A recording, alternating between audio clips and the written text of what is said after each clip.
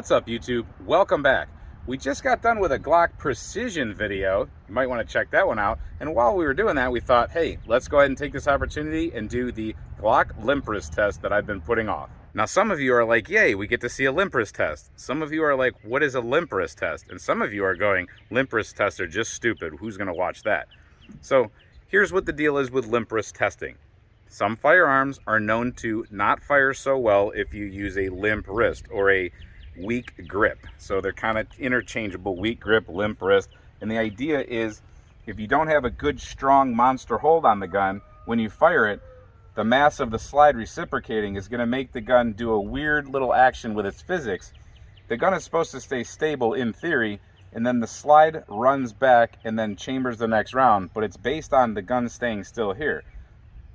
As the theory goes, is that the limp wrist or the weak grip causes the gun to rock back like this, theoretically lowering the ability of the slide to travel all the way backwards to properly reciprocate to catch another round and eject the round that you just fired. So you end up with what's called limp wrist malfunctions.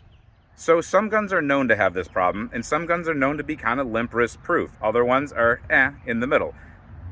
The Glock itself seems to take a little bit of heat for limp wristing. We're going to try this Glock 17 9mm. I have it loaded up with 18 rounds. It's got 1 in the chamber and 17 in the magazine.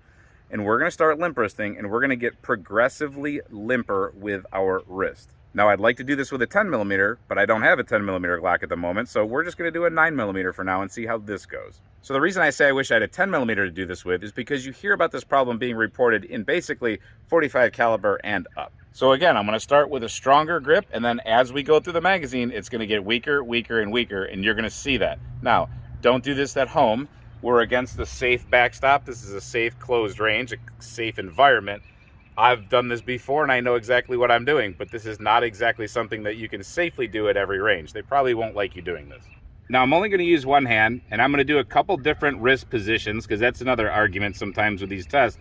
But the bottom line is I'm going to get weaker and weaker and weaker. So let's start out with a strong grip, and you're going to see that the gun should not move, but the slide does.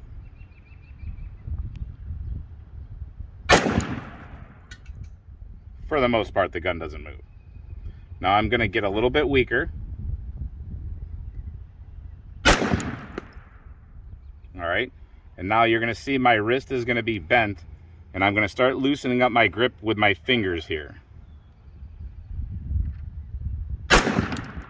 So that was very loose. I'm going to loosen up even more. And I'm going to bend my wrist. As you're going to see, my wrist is bent. This is not a good grip at all. So nothing seems to be happening. I'm going to switch hands. And I'm going to do it pretty limply.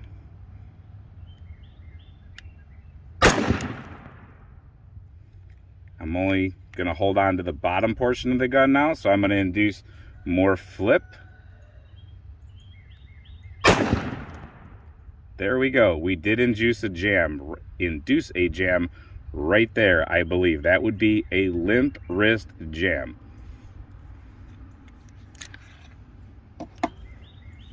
Now, Glocks are not known to ever really malfunction. These are my reloads, yes, but these reloads have never given me a problem in this firearm before, ever. Never in any firearm before. I will rechamber that round. And we're going to try to reproduce that with this hand. So I'm going to hold low on the gun.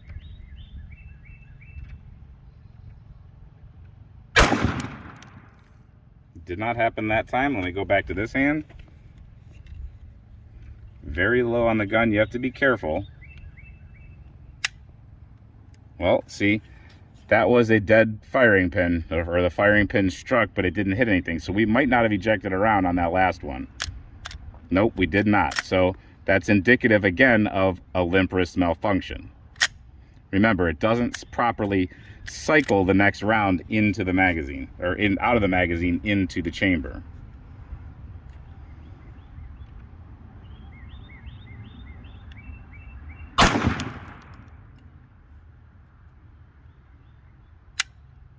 Again, so it's not removing the spent round.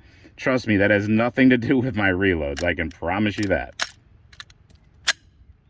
Now again, if we get a tight grip on it again, I mean, I'll just do a double-handed proper grip so that you can see there's a fresh round in there. But if we go back to a crappy little limpy wrist, it does not put a new one in there. So you can't say that I'm playing games with ammo or anything like that. Fresh one in there, and there should be more in the magazine.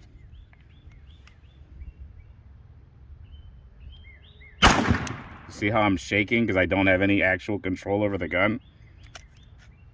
And it does not cycle that one out of there. I'll try it with this hand. For some reason it does better with this one.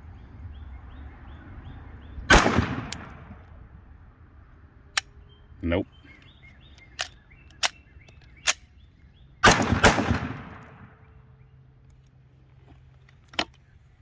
Okay, so we just learned something. In my opinion, that's not a good feature of this firearm. We've had other firearms that we've done this testing with that have not done as bad. I will just say that. Now, is that a proper grip? No, but here's why this is really important, that guns function while limp-wristed. You're not always going to get a proper grip. You might barely get your hand on this gun as you're pulling it out of your holster. I'll just use my 1911 as an example. If I just had to panic, or maybe I'm fighting somebody off and I reach back, and it wouldn't work very good on 1911 because of your safeties, but if you just ended up with barely a grip on it like that, because that's how you pulled it out of your holster, and that's how you had to take a shot, well, you might not get a second shot. A lot of people will start to panic fire when they don't have a proper grip, and so they get down here and it doesn't matter. They might not have time to readjust and do what they got taught in when their instructors were telling them everything at CCW class and all that and how to get a perfect grip. They just get a grip and they pull a trigger, and before you know it, they have a jam.